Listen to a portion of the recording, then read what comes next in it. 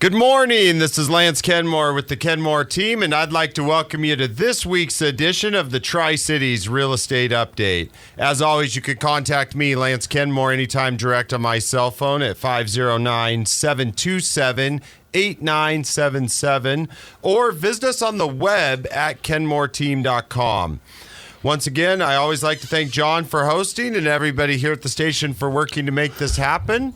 Mr. John McKay, how you doing over there? Well, I bet you guys pegged the meter when we set that record high of 80 earlier this week in the Tri-Cities. Man, it was so nice. I'll tell you, I went down to the river, got some evening walks in during those couple days, and it felt like end of May or June. And so, yeah, that was a nice little surprise.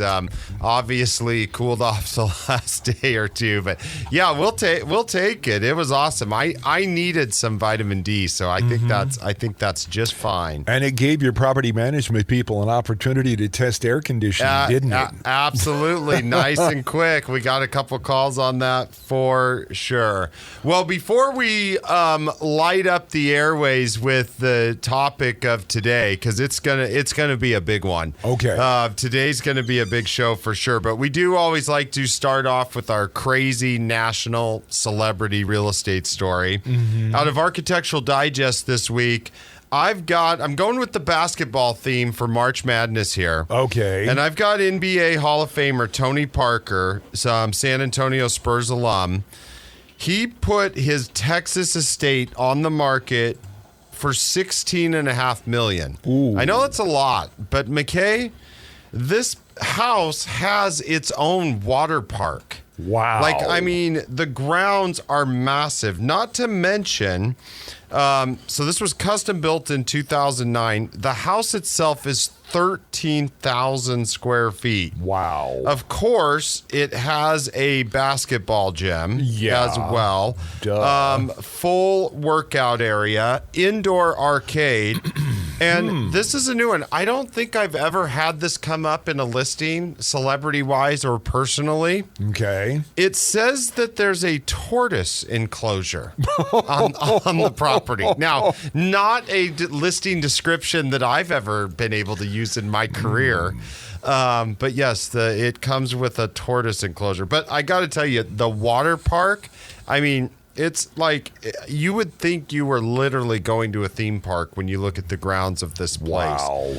It was marketed off-market last year for a while, but then they wanted to put a price on it that they thought they could move it at. Yeah. And it is an incredible house for sure. To our local real estate market and what's going on, I will say real quick locally, the Fed had a meeting this last week and they held rates. So did not change rates, unchanged again. However, they're still signaling potential 3 rate cuts coming for the rest of the year. Now, there was a lot of speculation on that. That would be awesome if they did. I can give you a conspiracy theory that they're likely to before the election. But we will see. Fannie Mae also reported, in light of what's going on, that they no longer have confidence that rates will go below 6 this year. So we'll see if the conspiracy theory wins or Fannie Mae's predictions win on the real estate side. Yeah. Well, John, I told you it was going to be a big show today. And we've been working up to this one, and it's a doozy for sure. Okay. So there is a lot of real estate news going around, a lot of real estate news. So what happened last week is what we had happen is we had National Association of Realtors announce a settlement agreement. I heard about that. In the bombshell lawsuits, which we've done a show on earlier in the year, and we said we're going to monitor this. I said this could have the potential when we did the show last year to upend the real estate industry as we know it. And that has come to fruition for sure. Now, the hard part about news media and the settlement and what it means is how things get construed in the media. Okay. I'm going to read you a couple of the headlines this week just to talk about how different and how major this is. Okay. CNN's headline says The 6% commission on buying and selling a home is gone after Realtors Association agrees to a seismic settlement. Okay. I have a lot of beef with that headline. For sure. Well, because you have people that don't ask questions that are writing stories. Yes. So right after that, the National Association of Realtors had to issue a rebuttal. The next day, their headline says, NAR does not set commissions. So the previous headlines of CNN, they're like, I don't know how that headline's even possible because we don't set commissions. New York Times, National Association of Realtors agree to slash commissions to settle lawsuits. That is not what they agreed to. So New York Times wrong there. Consider the sources. Yeah, correct. The Washington Post now, and it kind of pains me to say this a little bit. This might be the first time I've actually ever said this. I think the Washington Post got it the closest. Mm-hmm. Now, they said realtor settlement to lower home sales cost after commission structure change. Okay. That's probably, out of all of those headlines, the most accurate of what has happened in the situation going on. I've had numerous calls and conferences calls over the last week, meetings with agents, meetings with other brokerages across the U.S. on what this means and what actually happened. So what happened is, if you remember a couple months ago, I reported that it was the Stitzer-Burnett lawsuit that was going on. Sellers had brought against the National Association of Realtors. Yes. They also named companies like RE/MAX, Keller Williams, Berkshire Home Services. And what they had said is they had lost. Basically, a judgment had been ordered, a verdict had been come out that they were going to be responsible for like $3.6 billion in this. When they did that, people started to scramble and move forward. Several of the large companies, Keller Williams, RE/MAX, settled along the way. Until last Friday, National Association of Realtors had not agreed to settle. But we have to go back and look at, number one, why this lawsuit was filed in the first place. Many industry insiders and people were lobbying for the change of how the commission structure has operated basically over the last couple of decades in real estate. They wanted change in that industry, and they wanted to do what's called decoupling the commission. So why the freak out on the nationwide side and why this lawsuit was originally brought was for a number of reasons. But the basic argument in this lawsuit was that sellers were having to bear the entirety of the cost of paying both agents in the transaction. So, for instance, under the old method, what would happen is I would go out to list a house. Okay. And so I would come to your house, John, and I would get ready to list a house. And I would say, John, the best method that we have here, one of the best methods we have, is the exposure to other agents that are all working with buyers in our market. Yes. So what I'm going to do is I'm going to charge you X percent. So let's just say that's 5. It could be 5, 6, 7. That's part of the issue with these headlines that you're reading, the end of the 6% commission, that headline. Because NAR has, for all intents and purposes, I can tell you, no one from NAR has ever called me and said, Lance, this is what I need your commission to be at Kenmore team. Yeah. Nor have they, called and said, hey, I saw you gave your buddy, your good friend and your buddy John McKay, who's done the radio show with you forever. I saw you gave him a break and only charged him 4% and I saw you charge somebody else 7%. No one's ever called me and done that. Yeah. Ever. Now, and so the 6% is not a hard, fast rule. It wasn't, but the argument and what was presented during the case, there is evidence that you cannot refute that there was talk across the nation of what realtors thought it should be. Lenders thought it should be. The public thought it should be. So they presented evidence and training materials during this trial from all of these companies that had specific numbers in them. Mm-hmm. And when you're basically dealing with antitrust type laws in that situation, that is a no-no. That is not something. So, but I can honestly say, like, from my perspective, the way I run my team and my brokerage, not only has NAR never called me, but another broker has never called me. Mm-hmm. No one in town has ever said to me, has called me up and said, gosh, I can't believe you're charging that. Mm-hmm. I really, hey, stab in the ribs. Hey, I think it would be better if you charge this. That's not a call I've ever received or had the pressure of. It's always been, set your rates for what you believe your worth is in that situation. Charge to where you can make a profit in your business and how you operate, what you want your business model to look like. And that's how we've set rates. Now, I know that my situation might be unique, and obviously if it wasn't, maybe there wouldn't be this lawsuit. So from a nationwide standpoint, they've said, here's the case, here's about the rate that has settled out. They've done tons of studies on across the U.S. and where we're going to be at. So they proved this at trial, they get the settlement, and that's how it goes. Now, what they're saying, McKay, is I used to say, John, I'm going to charge whether it's 5, 6, or 7. Let's just say 5. I'm going to charge 5. I really think it's going to cost, me on the listing side to take the pictures and do all of my work, 2.5, say. And let's give the agent bringing the buyer, let's give them the other 2.5. Okay. And that'll incentivize them to bring a buyer, pay their agent to work with them and represent them, and we'll get this thing sold for you. So... And you're like, yep, you know what, Lance? I think that sounds like a good idea. I see that on these other comparables, the last 4 or 5 that have sold like my house, they've all offered X amount. I want to compete with them and be competitive. Let's take a look at that and do that.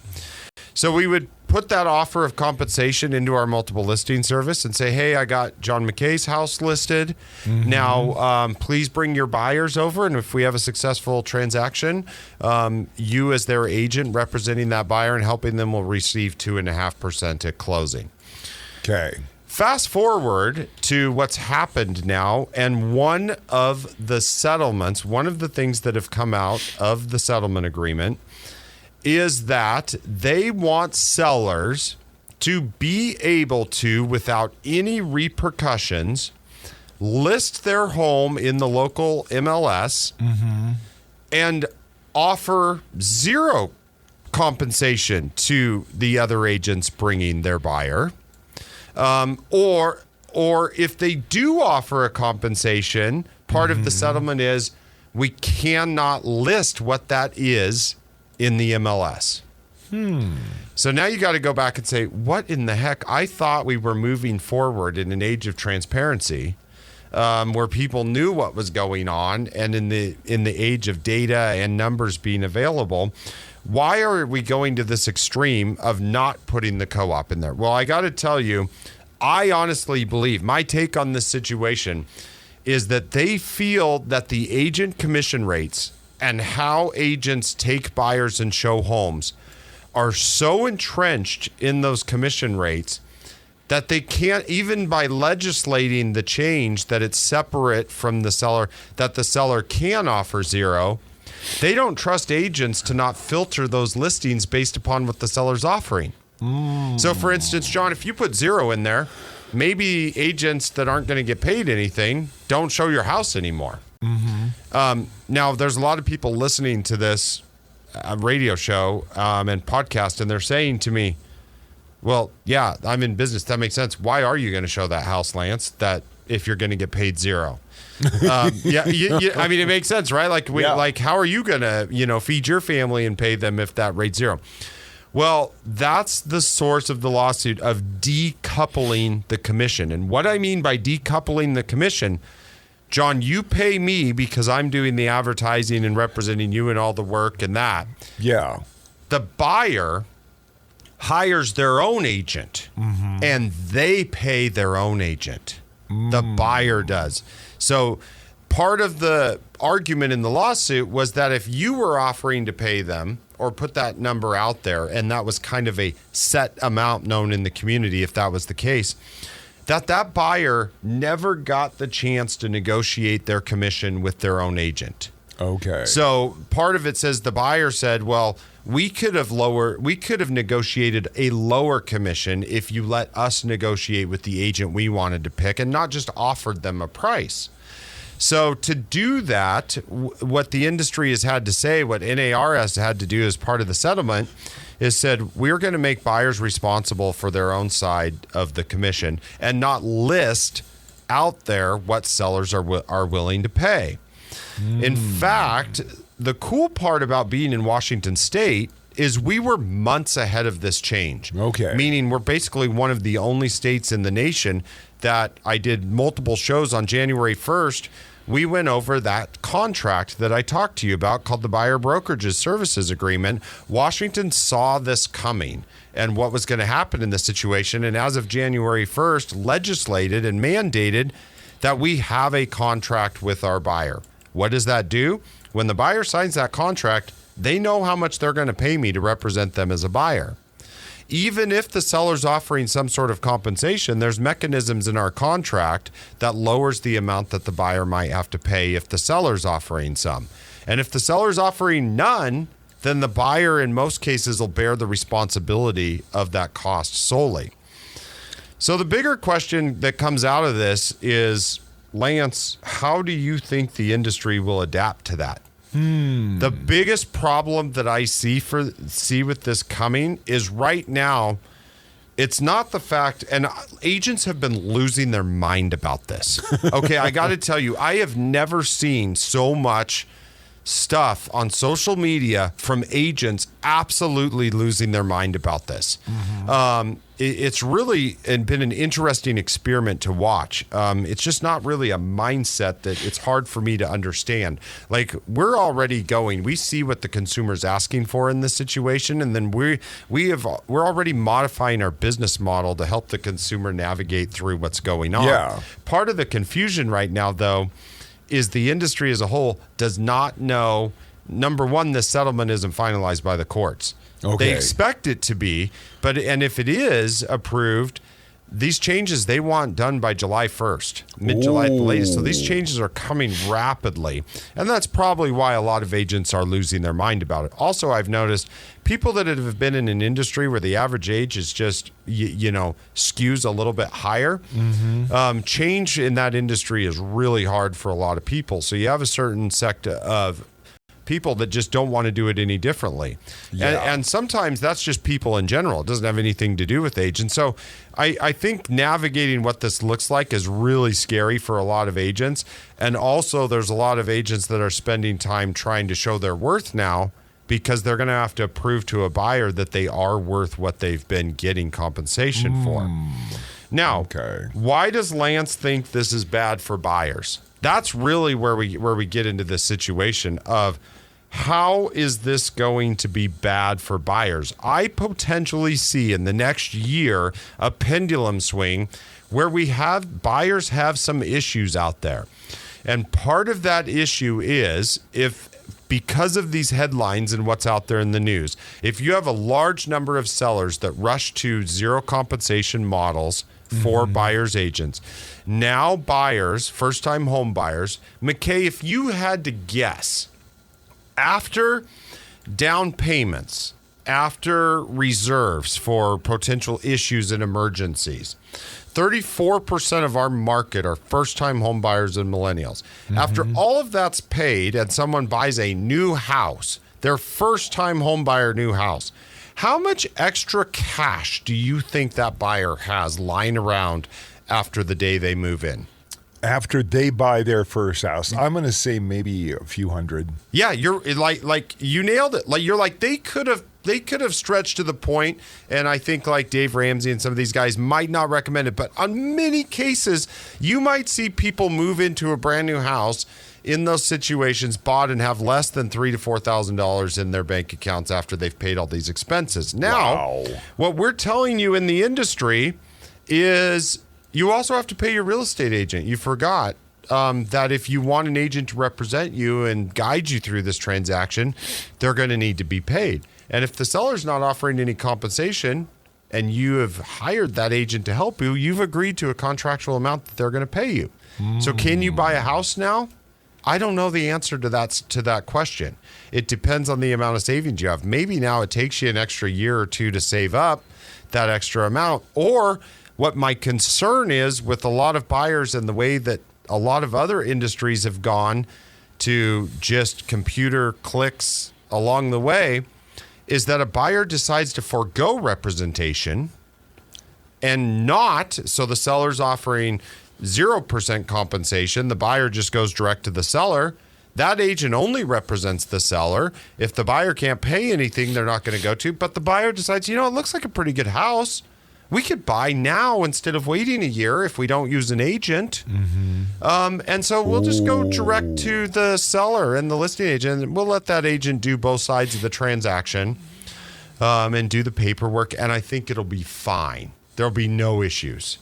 That could be the mentality that a lot of people get themselves into. And I really stress, and I would rather see buyers wait in that situation and not buy than not be represented. Why? Because I'm in this business every day and I know all the bad stuff that can happen.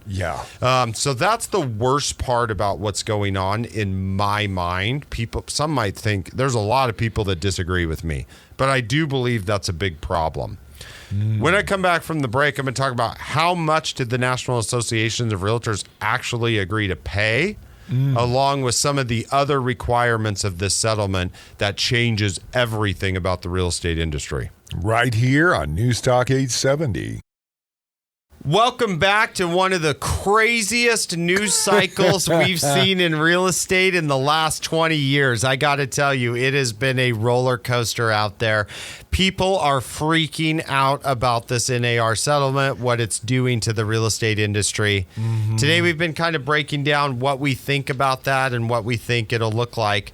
I am here to tell you, though, real quick, I'm going to sneak in a pick 3 because regardless of what the headlines say and what's going on, there are still buyers and sellers in the Tri-Cities that were helping buy homes and sellers were helping sell homes.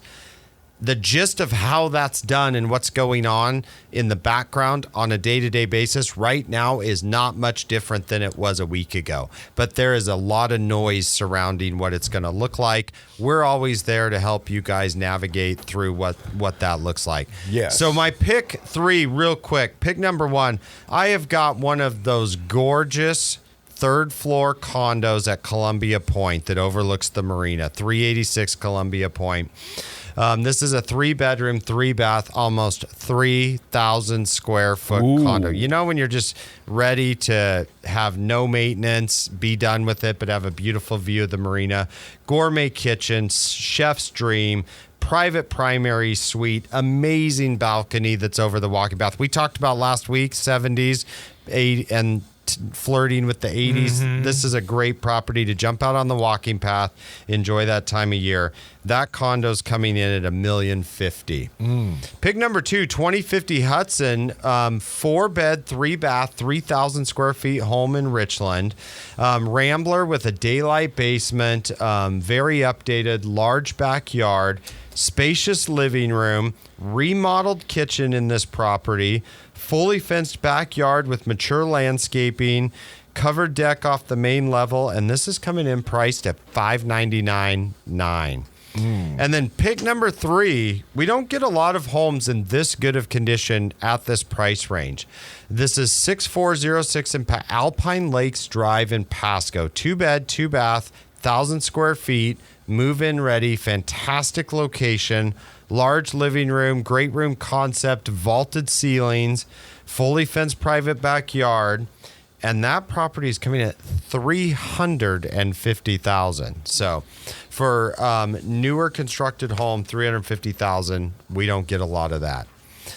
So the impact of NAR settlement, just to give you an indication of not just headlines that were in the news when this was announced, we don't really know the long-term impact of that agreement on behalf of sellers or buyer-related commissions. Right now, a lot of it's speculation, but immediate results were clear because when this was announced on Friday last week, The stock price for Remax declined 3%.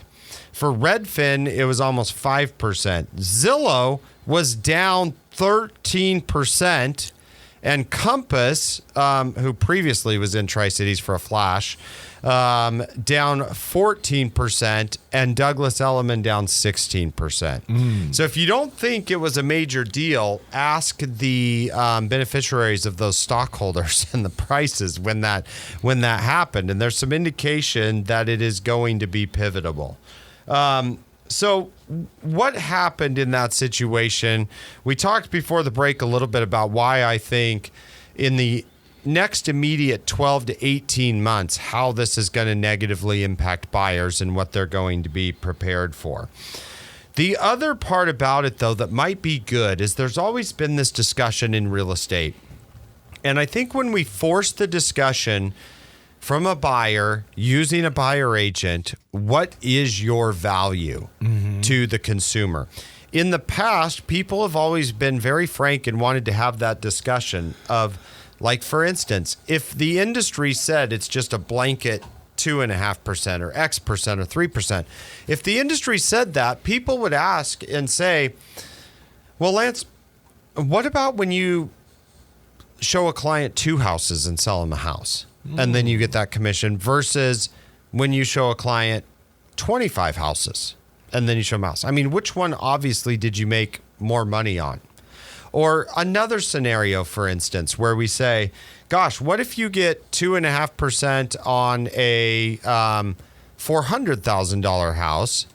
But then if that's been the model that we've been working on, do you get that same 2.5% on $1 million house? And what does that look like? Well, in the past, what it's looked like is been the seller's offer of compensation. So now you might have a buyer that comes to you and says, hey, look, I don't think you're going to do that much more work on this $800,000 or the $1 million house.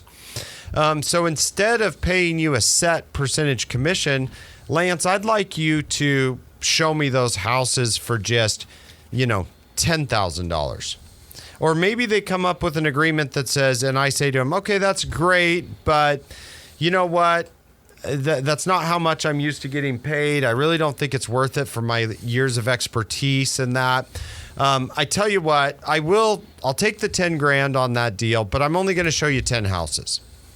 And if you need to see more than 10 in that situation, then for the next, each one we show over that, let's increase that by $1,000. Okay, right now, like, I think I just got a text on my phone. People have never heard of this. They're freaking out. I've got agents telling me not to give people these types of ideas on the show. But here's models that no one knows about, right? Like, we haven't seen these models. Some people might start saying, I'm just going to pay my agent hourly until we find the house, and that's going to be my agreement with that agent. And some people might want a very experienced agent because it's the last house they're going to buy. And some people might say, I want a new agent that doesn't know what they're doing, and I'm going to pay them $50. I don't know who's going to say that. Yeah. Like, I really don't.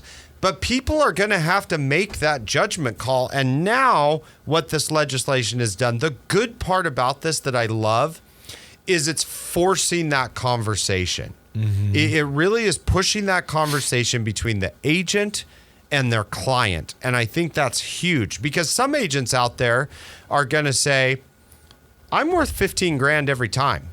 And that's what you're going to pay. It's a flat fee. I don't care if the house is, $320,000, or I don't care if the house is $1 million. My fee's $15,000, and that's what you're going to pay. That might be a business model that somebody comes up with. Somebody else might say, hey, I'm brand new to this. I don't really know what I'm doing. And I don't have as many expenses as some of these other people. And so I'm going to charge $3,000. I also just started and I really don't know what I'm doing. So maybe I'm not worth as much as a veteran agent is in the business. I'm not answering these questions. I'm just giving perspective to people that the conversation is what's very important. What do you as a consumer want? What are you willing to pay? And what agreement can you come to with your agent? Now we're having these conversations before we start looking at houses. So that part about it, I do love in that case. The other thing that is still just a little bit unknown with the settlement that I think is bad for buyers that we don't know how it's going to work yet is I have a problem with the non-display of what the seller is offering for the commission. The only reason I do is because we haven't gotten clarification yet from the industry on what this looks like or how it works and why I have a problem with it. I don't have a problem with it as an agent. I have a problem with it, though, for my buyer. Mm-hmm. Because if my buyer and I have a contract that says if the seller doesn't pay, you're going to pay me. And I say if the seller does pay, I'll subtract that from what you owe for me, which is very common in our industry right now.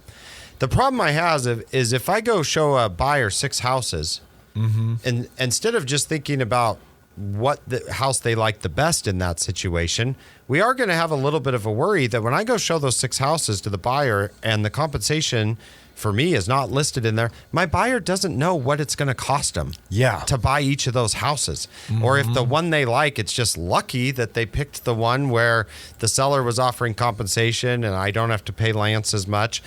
We don't know what that looks like yet. And for me, that's a big unknown in the industry right now because we don't know legally what we can do yet. We just know that the big change was that we can't post it in the MLS. Does that mean it's going to be posted on another website? Does that mean bigger companies in town are just going to post it internally, which is not the MLS?